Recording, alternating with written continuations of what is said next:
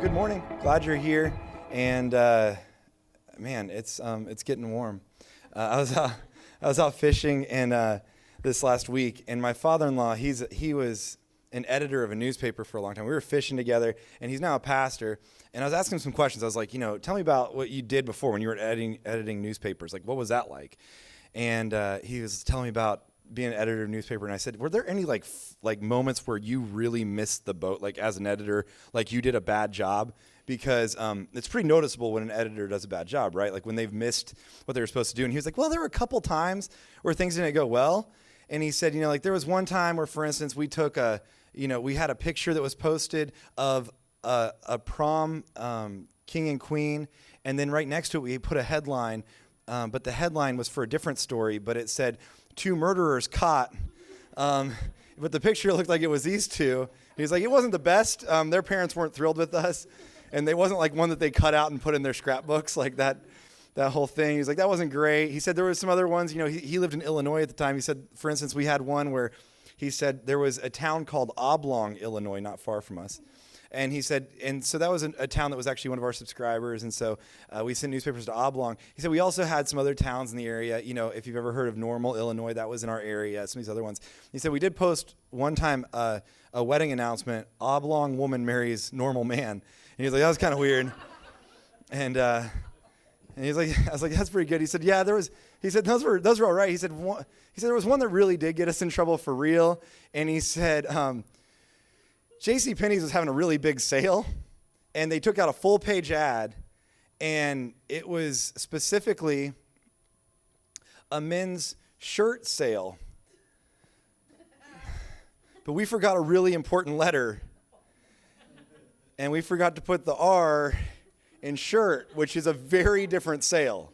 It's a very different kind of sale. And he said, we totally missed that one, and JCPenney was not thrilled with us over that one. But he spent all this time as an editor, and I was thinking about this specific week, what we're talking about this week, and honestly, it's one of those Bible passages that you're like, they should have had a better editor, because they should have just pulled this thing out. They should have just cut it all together, because this story is not one that's like super friendly. It's not one that like you really just want to sink your teeth into. It's not one that you use for really seeker-friendly services a lot of times. You're not trying to use this story. To be honest, if I was probably a smarter preacher, I would probably skip over it, like if I was a smarter person. But we've been going through the book of Acts, as you know. We've been walking through this thing we call the grassroots gospel of the beginning of the book of Acts. And there's this story that we feel like it's there. It must have a reason. It's got power to it, but it is a really confusing story. It's not a really fun story to look at. It's a really confusing story, but it's got some meaning that I want to look at today. And again, if I was smarter, I'd probably just move past it, but I feel like we have to look at it. And it begins in chapter 4 and in verse 32, and it kind of starts there, but then it'll pick up in chapter 5 if you're following along in a Bible. It starts in Acts 4:32. It says, all the believers were in one heart and mind. No one claimed that any of his possessions was his own, but they shared everything they had. Remember, this happens in Acts chapter 2. They start to share everything they have. No one needs for anything because they're all sharing with what they have. With great power, the apostles continued to testify to the resurrection of the Lord Jesus, and much grace was upon them all. There were no needy persons from among them, and from time to time, those who owned lands or houses sold them and brought the money from the sales and put it at the apostles' feet. And it was distributed to anyone as they had need. So you've got this utopian society. Nobody needs for anything. They're all sharing. They're selling what they have to make sure nobody's in need. And it's like, it's going really good, right? This is awesome. In fact, they give examples. And this first example is a good one. And it's this guy named Joseph. It says, Joseph, a Levite from Cyprus, whom the apostles called Barnabas, which means son of encouragement. So Barnabas is an awesome guy, uplifting guy to hang out with. He sold a field he owned and brought the money, and he put it at the apostles' feet. So he brings this money from what he sold, and he puts it at the apostles' feet. So he's done everything right. This is awesome. A guy like Barnabas or like Joseph exists. I mean, that's an amazing thing that somebody would even do that, right? Sell what they have and give it to the collective community and say, this I offer. But then the story takes a really gnarly turn, and it gets really ugly really fast. This is what happens. It says, now, so we have the one guy who did it right. Now we've got this other guy. Now a man named Ananias, together with his wife Sapphira, also they sold a piece of property. And with his wife's full knowledge, he kept back part of the money for himself. But he brought the rest, and he put it at the apostles' feet. Then Peter said to Ananias, Ananias, how is it that Satan has so filled your heart that you have lied to the Holy Spirit and have kept for yourself some of the money that you received for the land? Didn't it belong to you before it was sold? And after it was sold, wasn't the money at your disposal? What made you think of doing such a thing? You have not lied to men, but to God. Now this, if I'm reading this objectively, let me just say something real quick. This seems a little bit hypocritical of Peter. If you remember, right before Jesus is crucified, who is it that denies Jesus? Peter denies Jesus 3 times. Right? He lies. He says he doesn't know Jesus. He doesn't tell the truth either. And Peter's still around, like homeboy is still kicking, and he's now sitting in this chair, like judging other people's actions. That's a very confusing thing to me. It really is. But I think on the flip side of that, there's something that Peter now understands about the truthfulness of one's heart and what comes out of your mouth based on what's in your heart. I think he understands it differently now because of what he's been through. So he calls him out on this, and he really lays into him. And then it says this, when Ananias heard this, he fell down and died. And great fear seized all who heard what had happened, which I would imagine would be the case. Everybody would be terrified. And then young men came forward, wrapped up his body, and carried him out and buried him. I don't know how you got that job in the early church of the guy who had to wrap up dead bodies and take them out. And I don't know how that worked. I'd really rather not have that job, preferably. Then about 3 hours later, his wife came in, not knowing what had happened. Peter asked her, tell me, is this the price you and Ananias got for the land? Yes, she said, that is the price. She told him that this is the wrong price. She's saying, I brought in less. I agree with what Ananias said. That's how much we really made on the land. She's agreeing. She's backing up his story.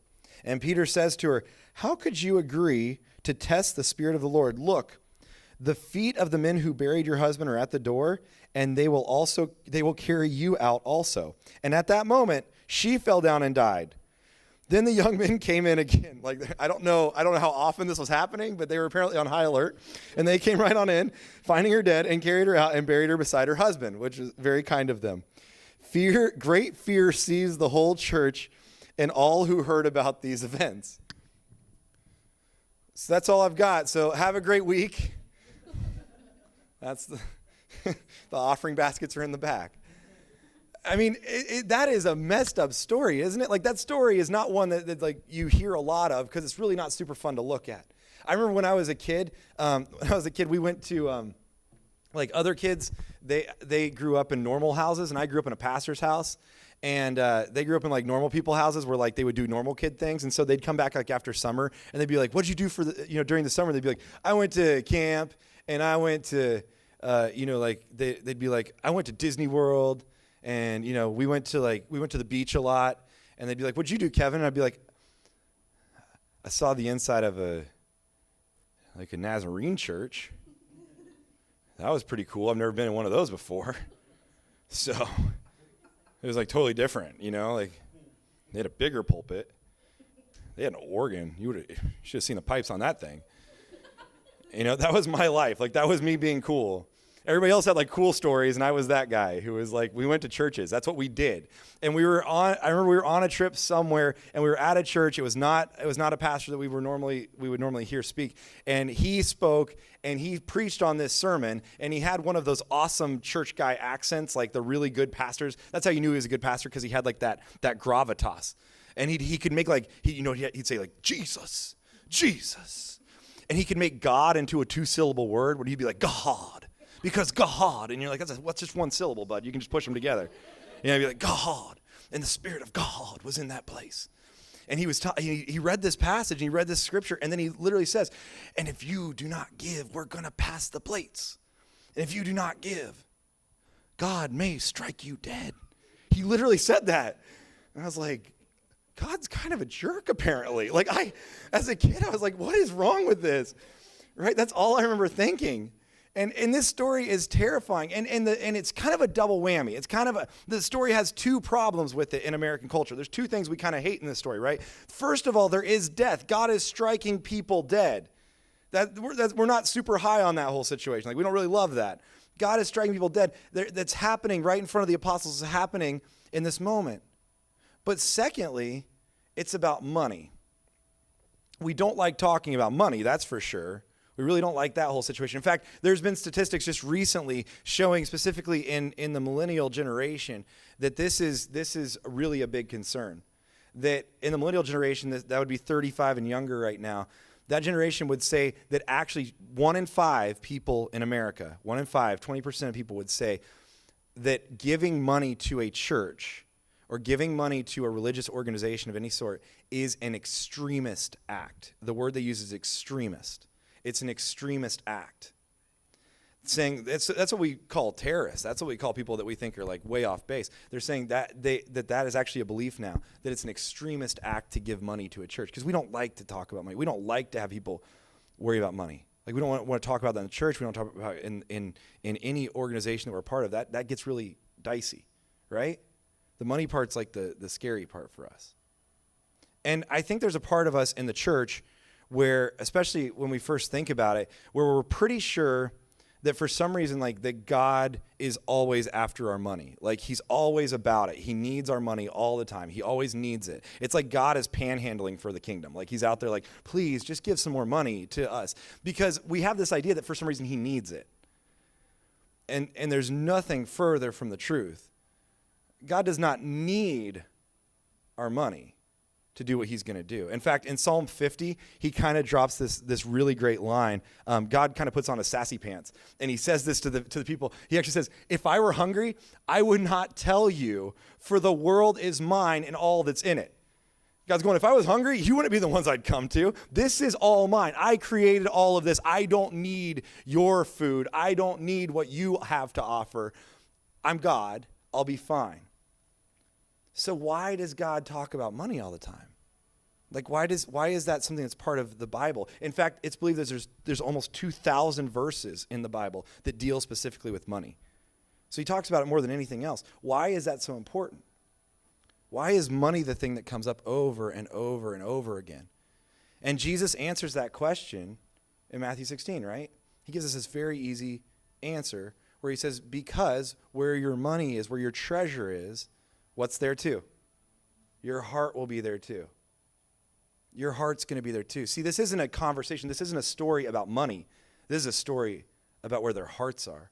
God doesn't want our money. He wants our hearts. That's what he's saying. It wasn't the money that was the issue. It was them lying about the money that was the issue. Right? He's not after our money all the time. He's after our hearts, because our hearts go where our money goes. That's why he talks about money first, because our hearts will follow wherever that money goes. That's the way it works. I mean, think about, if you were to really organize right now, think in your mind, what would be the things in my life that I spend the most emotional energy on? And if you were to cross-reference that with the things in your life that are the most expensive things in your life, I guarantee you would see a correlation between the most expensive things in your life being the things that you spend the most time worrying about, right? Like, I don't spend a ton of time worrying about, man, I think I'm going to have to go buy new toenail clippers. Like, oh, man. Oh, there's so much to think about. Do I need to get those big, like, granddaddy ones, or do I just need the little ones for just the cuticles? You know, like, I don't spend a lot of time thinking about little things like that, but the bigger the expense, the more emotional energy you're going to put into it. That's just reality. That's how it works, right? This last week was a really difficult one for me. My phone broke. And it was tough.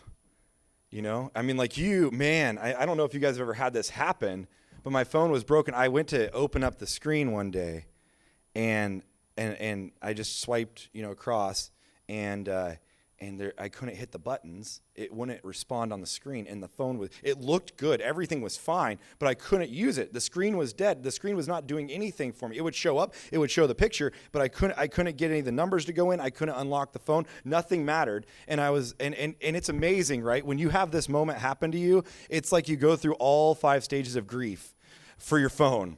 You know, like you're in denial. First, you're like, no, it's going to work. It's going to work. It's going to come back around. It just needs a factory reset, right? And you're trying all these different things. And, right, I mean, you've done that. I'm not the only one who's done this. Let's not kid ourselves, right? And you have all these things. You're in this, denial. And then you go to anger where you're like, this stupid phone, who made this thing?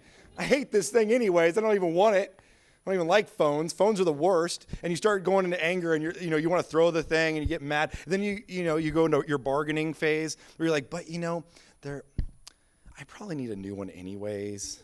This one does have that one chip in it, and I think I could use a new one because of that crack, so it probably makes sense to get a new one. And then you go into just flat-out depression.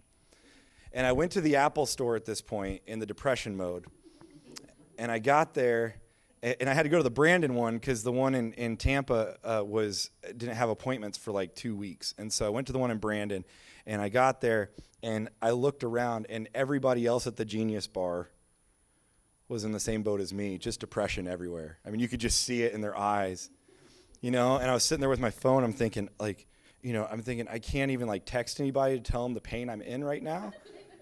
I can't FaceTime anybody into this moment and be like, you wouldn't believe what I'm going through right now. I can't even pull up an app and order a pizza so that I can eat my feelings. I mean, this is serious depression. You can see it in everybody else's eyes, right?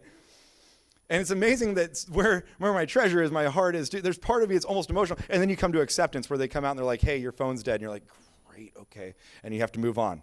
And I had to move on. It wasn't easy. But we're so tied up in those things, right? And as I sat there, I'm watching this store that's just buzzing with people. There are people everywhere, right? You're sitting in this Apple store, and there's people in and out. There's literally hundreds, maybe thousands of people coming in and out of this store, coming in and out of this store. People are all over this mall. That's a huge mall, by the way. And they're all over this mall. And I mean, they're crawling to go buy things, to go get things. And everybody in that mall, I think everybody in that mall, if you were to look for it, they fall under the itemized category of consumer. We're all consumers. We're so built in. We're so entrenched in being consumers. And whether we want to admit it or not, our culture creates us as consumers. That's what we are. We know how to consume things. We know to look for great service because we're consumers. We know that we can demand that out of people because we're consumers. We are naturally bent to be consumers. That's who we are. And I think about the amount of time in my life where I think about my time, my talents, and my treasure. And I think I have spent so much time trying to figure out how can I get the most out of those for me? How can I get something out of those things? Right? Like I spend so much time worrying about that instead of thinking, what can I give from those things? If I was to say, this is my time, my talent, my treasure, not what can I get out of those things, what can I give from those things? What can I give from those things? I think we have to find a way to say this is what we're going to do. We have to give from those. We turn from consumers into contributors. And the kingdom doesn't need consumers. The kingdom needs contributors. It needs people that contribute, who will go all in. This story is about two different people. We have this one guy, Barnabas, who he gives. He is a contributor. He is saying, here's what I can give from what I have. Instead of Ananias and Sapphira who are saying, what can I get out of what I have, right? There's a big difference between the two. If you know anything about me, you know that one of my biggest fears in church planting, period, was talking about money. Like, talking about money is my least favorite thing in ministry, period. I hate it. I was not, people would say that. They'd be like, well, you're going to have to fundraise. And I was like, no, I think we'll just not do that. And just, my wife and I won't eat food. I was like, I just go without the fundraising. I do not want to talk to people about money. I don't want to have to ask for money. I hate doing that. It's one of my least favorite things. So we go to this assessment in Ohio, right? And we go up there and we meet with this organization in Ohio, and they assess us as church planners, and they see what we have to offer and if we can do this, and they think we can, and they send us on our way. But while we're there, they're telling us, you have to go fundraise. You're going to have to do it. The day after we get done with our assessment, I have a meeting already scheduled.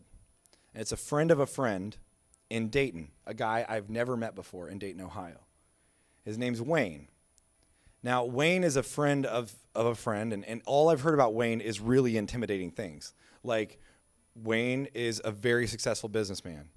Wayne is a no-nonsense guy. Wayne's going to get to the point, right? Wayne doesn't want your business plan. He won't look at it. He'll just be like, no, he'll just invest based on what he sees right on the spot. There's a lot of pressure to meeting Wayne.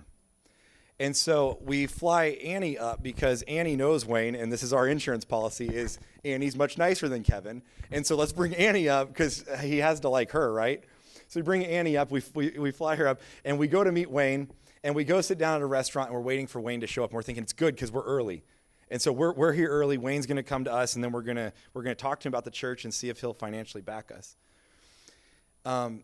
We sat there for a while, and then a little bit longer, and Wayne didn't show up, and we were like, oh no, like it'd be great to meet Wayne. Like, I wonder where he went.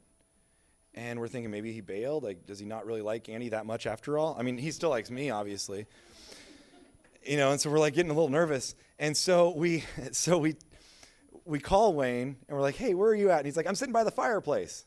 And we look around our restaurant, and there is no fireplace in this restaurant. And he had gone to Cracker Barrel instead of the restaurant we were at, because if you're in Ohio, you eat at Cracker Barrel. That's just the rule of thumb. Like if you're in Ohio, you eat at Cracker Barrel. So we went to Cracker Barrel. We met him there. We finally got there. We're the ones running late, trying to get to him. We're driving as fast as we can. We get to Cracker Barrel. Annie made it in record time, I will say. She drove real fast. And we got there. We get into Cracker Barrel. We sit down with him. And almost instantly, I meet Wayne. And within the first couple minutes, he looks at me and he goes, so what do you need from me? I was like, I think I'm going to have the biscuits and gravy. I mean, how's that sound? That sounds pretty good. I'm thinking he's already like just diving into the question here. Like he's skipping a lot of the steps that I think I'm supposed to do to ask somebody for money. He's like, so what do you need from me? And I was like, I think I'm going to order an orange juice.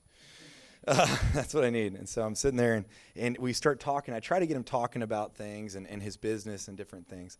He tells me a little bit about his business, but you can tell he's really not that interested in talking about his business. So I continue the conversation, and a little bit later he looks at me again. Food hasn't even come out yet. He's like, so what do you need from me? I was like, well, just a few more minutes to collect my thoughts would be good, and I'll get around to that, And I'm getting nervous. I'm thinking, I don't know how to do this. I don't know how to do this pitch and how to ask him for finances. I know it's for a good cause. I know it's for the church. I know it's something I believe in. I know it's something that I have other people that believe in. I understand all those things, but it's still terrifying to have that conversation, right? So we keep sitting there, and we start talking a little bit more. And I asked him, I said, tell me about some of the missions organizations you're involved with, because he's involved with a lot. So tell me about some of these that are going on in your hometown. And it was awesome to watch Wayne, because in that moment, his face completely changed. And he went from talking about his businesses, which were not that interesting, even though that's where he made money, it turned into this thing about these missions that he was involved with where he gave money. He started talking about those, and his face lit up, and he could not stop talking about them. And he just kept telling me about these missions organizations. It was awesome. We talked about that for a long time. We had breakfast. We were done. And at the end, he came back around and he goes, so what do you need from me? I was like, okay. So here's the thing, Wayne, we need your help financially to get this thing off the ground. We do. We're going to need backers to help us. And I know you're a kingdom-minded guy. I know you could help us. And he said, well, listen, here's what I'll do. He said, give me a copy of your budget. I said, well, do you want the business plan? He goes, no, I'm not going to look at that. Give me a copy of your budget. So he takes my budget, and he looks at the budget, and he says, okay. He goes, how about this? I'll take care of you guys' rent for an entire year down there.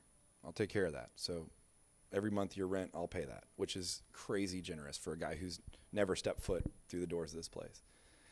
And I was like, okay, that'd be great. I'm sure I was like sweating, and I was like a middle school boy. My voice was cracking. I was like, that's awesome. Great. Can I get that in writing, or how's that work? And so I'm like a nervous wreck, and he was like, I'll help you get your 501c3. I'll help you get this thing done. But he said, but I want to help you guys out. And he said, so that's what I'll take care of. He said, listen, I can't do more than that, which I was thinking, I'm not asking you to do more than that. He said, I can't do more than that. I'm involved in a lot of missions organizations. I've got so many things going on. And I said, well, that's a great reason to not give us more, as I understand you've got a lot of other missions on your plate. He said, I do. And he said, here's the thing, Kevin. When I was early on as a Christian and with my family, when I was first starting to really understand what God was calling me to, he said, I felt personally called into the mission field. He said, I felt God was telling me, Wayne, you're called to go to the mission field. You're supposed to go to another country. You're supposed to start this whole organization. And he said, I really felt called to that. And he said, and so I really spent time thinking about that and praying about that. And one day in service, our pastor had this altar call and he was saying, hey, if you have something on your heart, come down here and pray about it. And he said, I took my entire family down. I took my wife, my kids down to the altar, and we got down to the altar in the front of the church and we prayed. We knelt down, we were praying. The pastor came over and prayed with us. And he said, I was accepting my call into missions. He said, I really believed. I was saying, God, I'll do it. I'll go. I'm going to go. I'm going to go do missions. And he said, I prayed this prayer. I prayed with the pastor. We're all crying. I'm hugging my wife. I'm hugging my kids. I feel like this is what we're going to do. Our lives are about to change so significantly. And he said, we stood up. And he said, I felt God right at that moment say to me, great. Now go back to your pew. He's like, why am I going back to the pew? He said, and God said, your job is not to go to the mission field. Your job is to fund the kingdom work that the missions will do. Do what you're doing best as a businessman. Do what you can do and fund and support and guide those ministries as they happen. But your job is to stay here and keep doing what you're doing. So go back to your pew. And it totally changed my mindset of Wayne, first of all. When he's asking me, what do you need from me? He's not asking me that because he's being mean. He's not asking me that because he's trying to speed the conversation along. What do you need from me isn't because he's upset, isn't because he's trying to be snippy with me. The reason he's asking that is because he knows his role in the kingdom as a contributor. He knows what he's supposed to do. And so he's just saying, tell me what you need. Tell me what you need because I want to meet that need. I'm a contributor. I want to help. I want to fund what you're doing. I want to see the kingdom expand. So just tell me what you need. Don't hold back because I'm not scared of it. This financial pitch isn't scary to me. Just go ahead, tell me what you need, and I'll contribute. I'll take care of it. And that totally changed my mindset of how we see this whole thing with the kingdom. I think so many times we're so afraid to give ourselves to this. We're so afraid to become contributors. We're so used to being consumers that we forget what it's like to say, not what can I get from this, but what can I give from what I have? What can I give to this? And a guy like Wayne, he understood what he was good at was his time, his talent, his treasure. Instead of saying, what can I get for myself? What can I get out of this? He's saying, what can I give from this? From my time, my talent, my treasure, what can I give from this? Not what can I get out of it. And it changed the way he did business. He was no longer doing business just to make money and say, what can I get out of this? He was doing business to say, now what can I give from this? Totally different mindset. And so I think if we're looking at ourselves, that's what one of the things we have to evaluate is what are we giving towards the kingdom? It's not just money, it's our hearts. It's all of who we are. It's the way God wired you. What are you giving to the kingdom? Not what are you consuming from it. This week I had a call with these guys from the Stadia organization that we're working with to plant this place. And there's a guy there, his name is Patrick. He's our project manager. And so he kind of helps us make sure we're doing the right things next. And I met with him this week over it wasn't FaceTime. My phone was broken. I don't know if I mentioned that, but it was over a Zoom thing, and we were over computers. And I was talking to him, and he actually said he said, "Hey, Kevin, just so you know, this was on Friday." He said, "Today you're 100 days away from launch of your church. It's 100 days from today. That if you do your launch on October 2nd, which is what we've been shooting for, you're 100 days out." And that made me nervous. 100 days out. And, launch day is that day that we really put our chips on the table and those connections we've been trying to make. Like, for instance, yesterday we're at the Summerfest thing here in Newport Richey, trying to make connections with people. We're trying to get to know people in the community. We're trying to do these movie nights, these photo shoots, all these types of things to get to know people. And really, that's the day you put your chips on the table and say, please come check this out. And it really is a big day. By that day, we'd hope to have our finances in place. We hope to have our leadership teams in place. We hope to have our volunteer teams happening. Everything going by that day. That's really the goal there. It doesn't end there, but that's the day you really start all that. And 100 days out is not very far. And he told me, he said, they said that there was a guy coming to an assessment. This is back when we went to this assessment in Ohio back in April. He said, they told me there was a guy coming to this assessment in April. And he said, and they told me that he was going to plant and actually launch in October. And he said, I told them there's no way you can do that. It's impossible. You can't do it that quick. You're just not going to be able to. And he said, but talking to you and seeing what you guys are doing, and they actually keep up with us quite a bit. he said, I actually think you guys can do it. And he said, I really think you can. And guys, I think we can too. I really do. But it's going to take all of us contributing. It leaves very little room for consuming. And I know that's a grind. I know that's a strain. I know that it takes a lot of hard work. I get that. But I'm asking for that if you would, for the next 100 days, whatever that looks like, with inviting people, with investing your time in this organization, what we're doing right now as a church, and investing yourself financially in what we're doing here too, all those things, giving of your time, your talent, your treasure to this place. If you can do that, if you're willing to do that, I'm not trying to make it a forced thing, but if you are in that spot where to do that, do it. We need it. The next 100 days are going to be a grind. It's going to be busy. It's going to be a lot of things happening, and we're going to need everybody pulling the same way. So looking at it, saying not what can I get out of this, but saying what can I give from what I have. It's a totally different mindset, but that's where we're going to have to be as a collective group. Let's stand together. We're going to pray. God, I thank you so much for your word. I thank you for really, really confusing stories that make us have to really dig into your character, your nature. And God, I thank you so much that you give us the invitation to help you out. God, I know that you don't need our money, but that you invite us to give it because we now are a partner with what you're doing. We now get to invite ourselves into the kingdom work because our hearts will follow where our treasure goes. I thank you that you don't need our talents because our talents really aren't that great in comparison to yours, but that you invite us into giving of our talent to you. That you don't really need our time. You could do this without us, but God, that you invite us into giving our time to you. So God, I pray today as our time, our talents, our treasures, that we would be able to give of those things. Not worry about what we get out of them, but what we can give from them. So God, I thank you for people that are committed to that. Thank you for people that are willing to make that happen. God, I thank you for what you've already done to even get us this far. And God, I just pray over the next 100 days. I pray that you would bless these next 100 days. Give us favor with our community. Give us favor with one another. God, as we work shoulder to shoulder to make this dream of a church a reality, God. Praise things in your name.